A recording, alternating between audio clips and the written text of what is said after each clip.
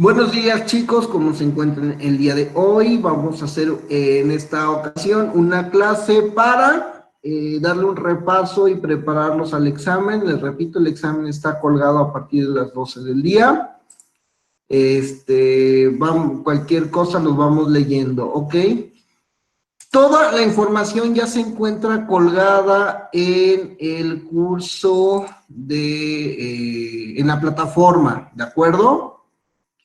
Voy a compartir pantalla para que podamos darle una revisión a la plataforma. Si se dan cuenta, ya se encuentra el link de las clases grabadas. Todavía me hace falta ponerle la fecha y horario que fue hecha la clase, pero más o menos ahí localicen el día que nos tocó clase y esa es la de grabación que nos ha tocado como productividad de las últimas 2 semanas. En el primer parcial encontrarán la presentación de los 3 temas que hemos ido dando, tema 1, 2 y 3. Recordemos cuáles son los temas. Primer tema es el lugar de la neuropsicología en las ciencias. Tema 2, desarrollo histórico de la neuropsicología. Tema 3, desarrollo de las funciones psicológicas superiores. Además, como complemento, se puso un PDF de los bloques funcionales complejos de Luria y tenemos la aparición del foro de la lectura, ¿va? Vamos a ir recapitulando toda la información que está ocurriendo en la presentación y retomamos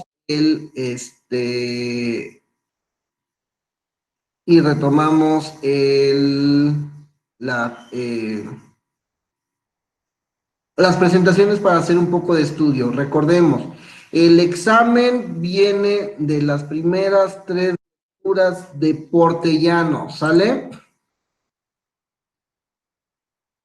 Dejen de estar echándose carrilla.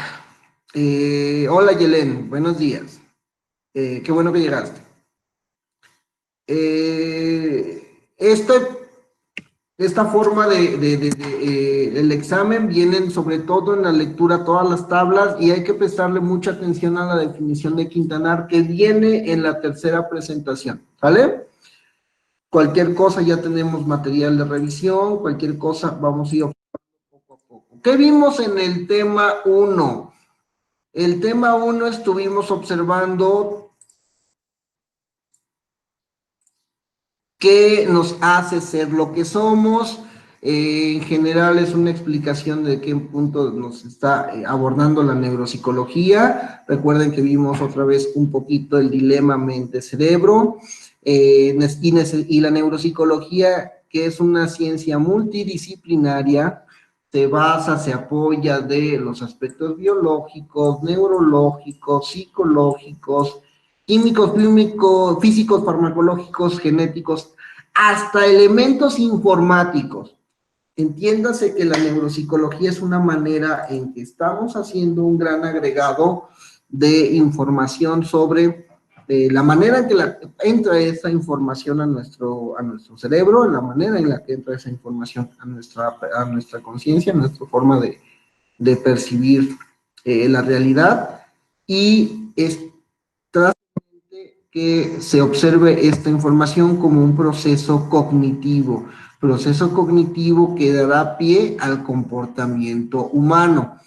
Recordemos cuáles eran esos procesos cognitivos: atención, lenguaje, memoria,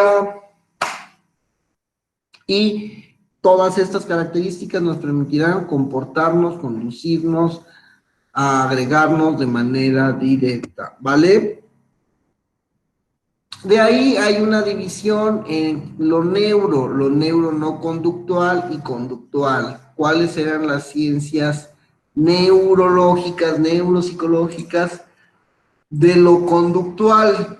¿Recuerdan?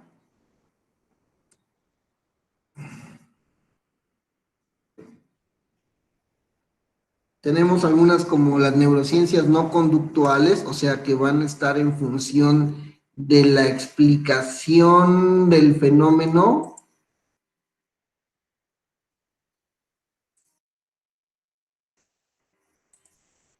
La neurobiología, neurología, neurofisiología, neuroanatomía,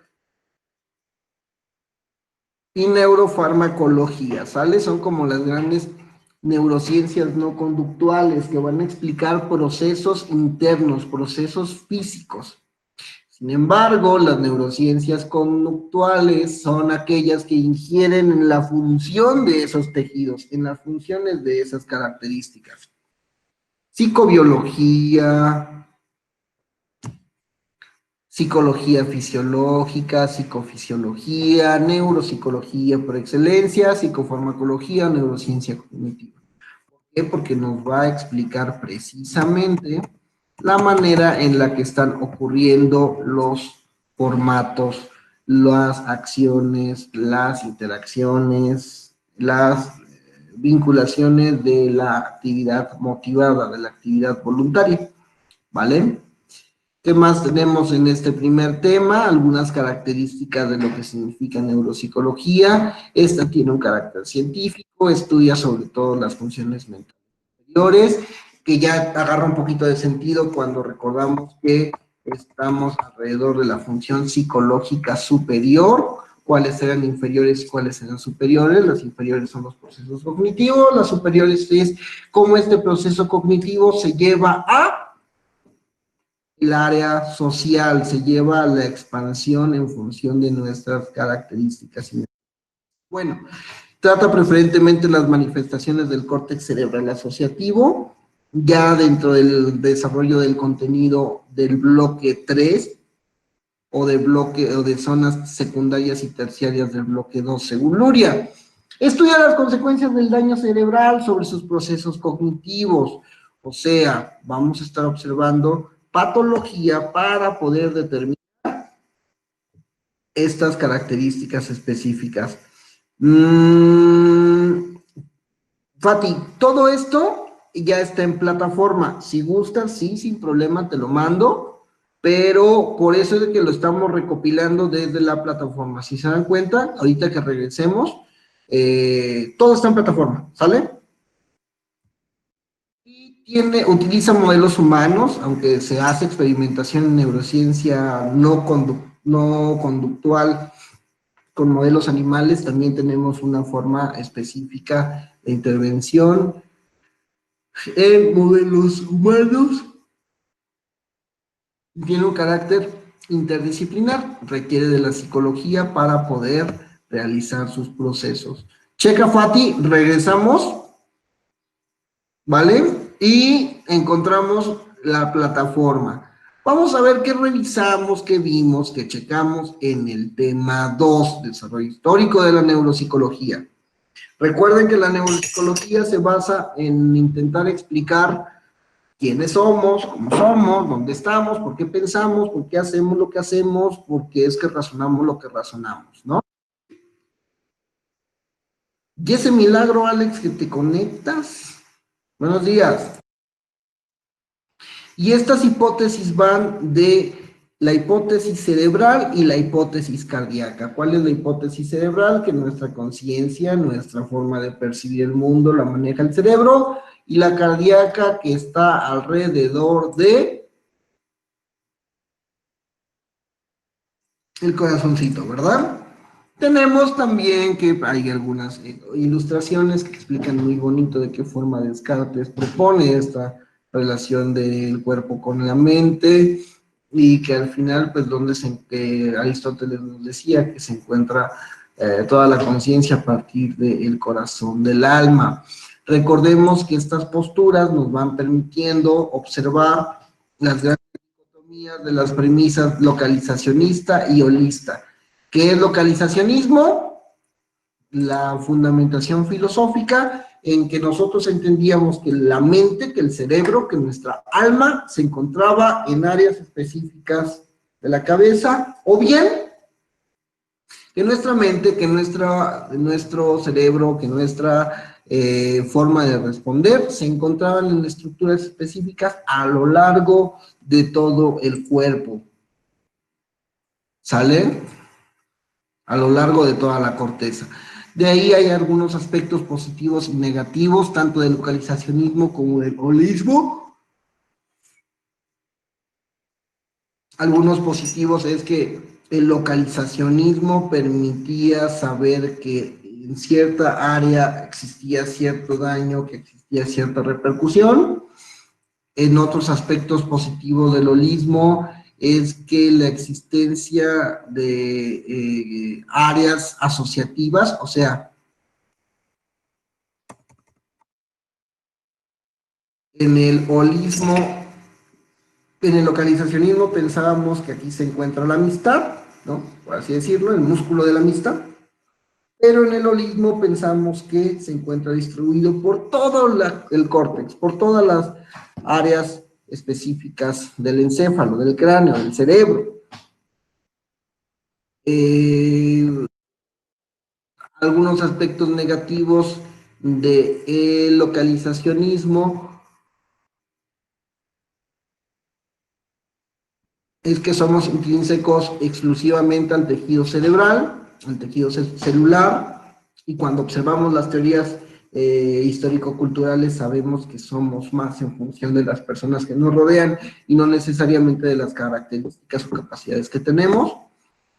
Algunos aspectos negativos del holismo es que pues, fortalece la tendencia errónea de que las áreas corticales tienen trabajo indiferenciado, o sea, que todas las áreas son o sirven para lo mismo.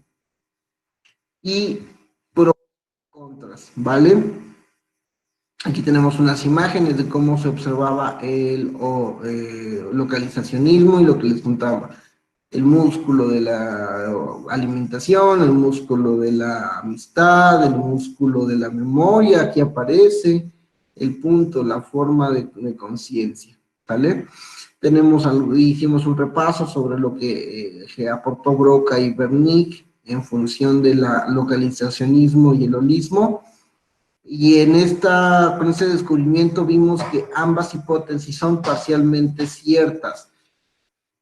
Dependiendo del área y de la conexión que tiene el área, o sea, el área de Broca depende tanto del área de Wernicke como el de Wernicke de Broca por el fascículo arqueado, por el camino a sobrellevar, que nos permite entender perfectamente cómo es que se encuentra la función del lenguaje a lo largo de nosotros, a lo largo del cerebro. Tenemos por ahí la propuesta de Cortellano de las unidades funcionales que nos propone Luria. Recordemos a grosso modo de qué se trataba. La primera unidad nos va a permitir regular el estado de vigilia, tener tono cortical. La segunda unidad, procesar, almacenar e integrar información. La tercera unidad, programar, regular y verificar la conducta humana, la conducta motivada. El primero me mantiene despierto, el segundo procesa mi información y el tercero me inicia un programa de acción. ¿Sale? Oli Pili, buenos días. Sí, recuerda, Angie, que el área de Broca va a ser la producción del lenguaje. Tener un daño en área de Broca es que el lenguaje se me va a dificultar, porque la manera en la que pronuncio la regula Broca, no por el tono ni la prosodia, sino por la mecánica de la vocalización. Wernicke nos da el fascículo, nos da esa área en donde al pasar esa información yo también la puedo comprender, ¿sale? Broca nos da un área del lenguaje, pero Wernicke nos da un fascículo de comprensión del lenguaje. Broca nos permite la verbalización y Wernicke nos permite la comprensión. El lenguaje no sirve uno sin el otro, y si no recuerden todas las actividades que fuimos haciendo en grupo, como es de que el lenguaje puede aparecer sin necesariamente palabras, pero sí a partir de señas, de métodos, de observaciones, de procesos que nos permitirán a nosotros asegurar la comprensión y la producción.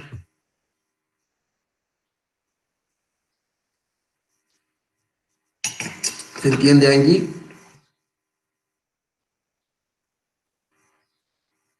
Bueno. también pudimos observar cuál es la orientación de la neuropsicología actualmente. Antes de los 70 se consideraba al cerebro como lo más primordial, incluso que la conducta. Nos interesaba saber más dónde hacía y qué hacía el encéfalo, a saber realmente para qué lo hacía. Después de los 70 y hasta los 70, o mejor dicho, a partir de 1970, se le da cierto balance contrario a esta forma de pensar y se observa que la conducta va a ser incluso más importante que el cerebro. En esta década, en este tiempo, empezamos ya a ver conceptos más cognitivos. Antes veíamos qué estructura era la que se estaba procurando para tener memoria, el hipocampo. Después se vio de qué manera se podía medir la conducta, de qué manera se podía medir la memorización, ya dejando el hipocampo de lado. Y después de los 80 empezamos a darle un equilibrio más regular, más balanceado al dilema mente-cuerpo, al dilema cerebro-conducta, en donde sí nos interesa saber cuánta memoria, pero también nos interesa saber cuánto aprendizaje, que son dos conceptos distintos. Para que nosotros aprendamos necesitamos memorizarlo, pero para memorizarlo necesitamos tener un proceso psicológico superior distinto, diferente. El es Luria, es el que propone la sistematización de los bloques funcionales y observa toda la metodología. Recordamos que la neuropsicología desde este punto de perspectiva es como dar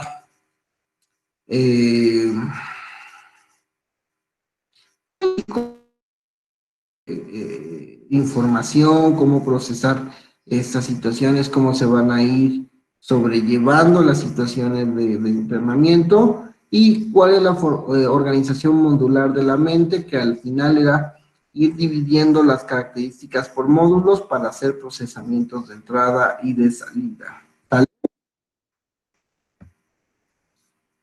Vamos a ver el tercer tema, y como les había dicho, sí hay que prestar atención porque va a estar involucrando una definición específica, ya que vimos que la neuropsicología es este proceso en la ciencia profesional, valga la redundancia.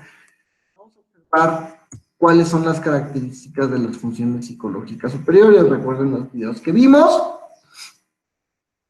Una función psicológica superior va a estar medida sobre todo por la definición que tiene Quintanar.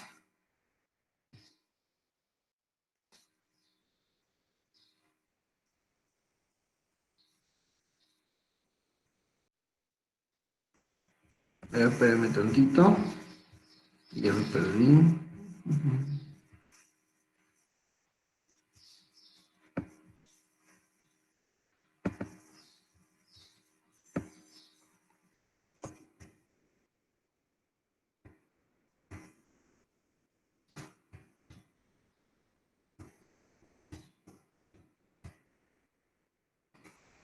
Recuerden, la función psicológica superior depende de la inferior es la que compartimos con mamíferos, la superior es la que hacemos sociable.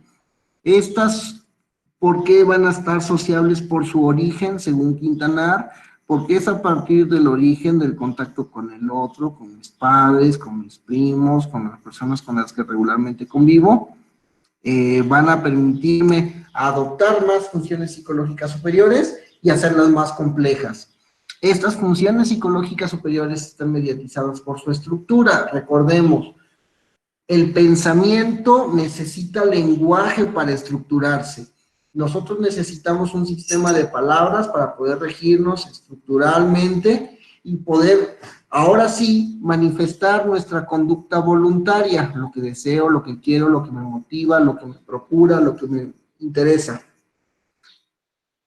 Esta estructura también nos va a permitir una autorregulación. ¿Por qué? Porque ahora, como es mi consciente, como es mi lenguaje, como es mi sistema regulado, es el que me permitirá a mí sobrellevar día a día, momento a momento, mis deseos, mis necesidades, mis planes, mi interés. Y esta está organizada en sistemas funcionales complejos, o sea, responde a la teoría de la organización cerebral de los bloques funcionales. Las funciones psicológicas superiores son sociales por su origen, mediatizadas por su estructura, voluntarias y autorreguladas por su funcionamiento, y están organizadas en sistemas funcionales complejos. Dentro de las características a revisar, también vimos cuál era la característica de la función y también de qué forma era el factor. La función es cómo es que un sistema va a estar organizado y proponiendo una serie de tareas. Y el factor es esa característica específica en que las personas fallaron, en que las personas no pudieron realizar cierta tarea, en que las personas no pudieron concretar cierta función psicológica superior, y el factor para la clínica es la identificación primordial. ¿Qué es lo que está fallando en el individuo, en la persona, en el ser humano?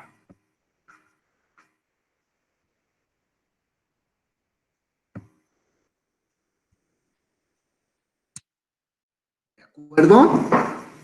Bueno, el examen va a llegar hasta este punto, ¿ok? ¿Alguna duda, alguna pregunta? Los leo en chat, muchachos.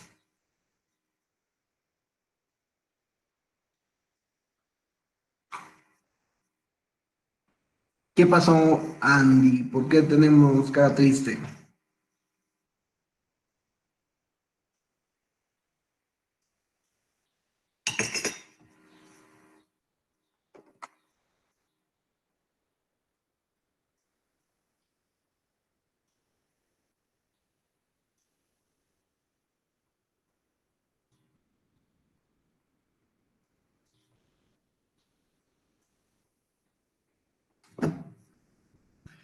Sí, va a estar complicado.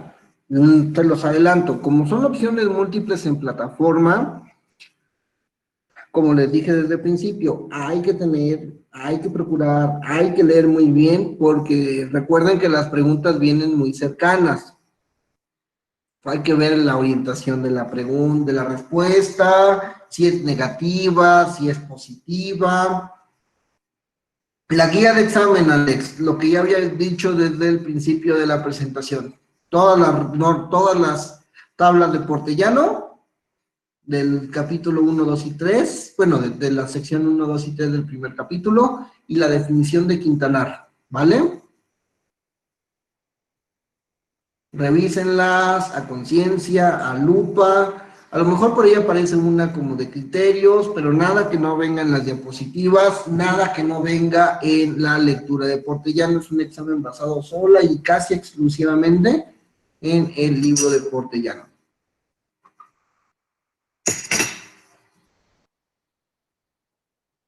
¿Dudas, preguntas? Bueno, me quedo con ustedes, vamos a terminar la grabación, me quedo con ustedes en chat. A ver, hago prácticamente la información del... Ajá, lo que les había dicho, chicos. Ya en plataforma se encuentran el link para las clases que se han ido grabando, se encuentra el tema 1, 2 y 3. Si se dieron cuenta, todas las presentaciones que desarrollamos salieron de la plataforma. El mapa conceptual, el foro y el glosario. El glosario, lo más seguro es que entre en la primera, ahorita que lo modifiquen, entre en el primer parcial, ¿sale? Una vez más, voy a poner en pantalla los referentes de cómo vamos a quedar con la calificación. Los apuntes en libreta será un extra para el próximo parcial, el mapa conceptual es 20%, glosario de términos 10%, actividad en Drive 30%, examen en línea 30% y el examen del primer parcial, el foro de la plataforma 10%, solo si se contestaron a 2 preguntas y una réplica de compañero. El examen está colgado hoy a las 12 del día, ¿sale? Va a terminar mañana 11:55.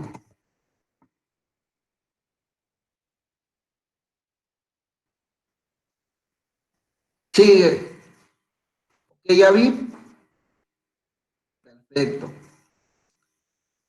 Vamos a terminar la grabación y me quedo con ustedes en chat.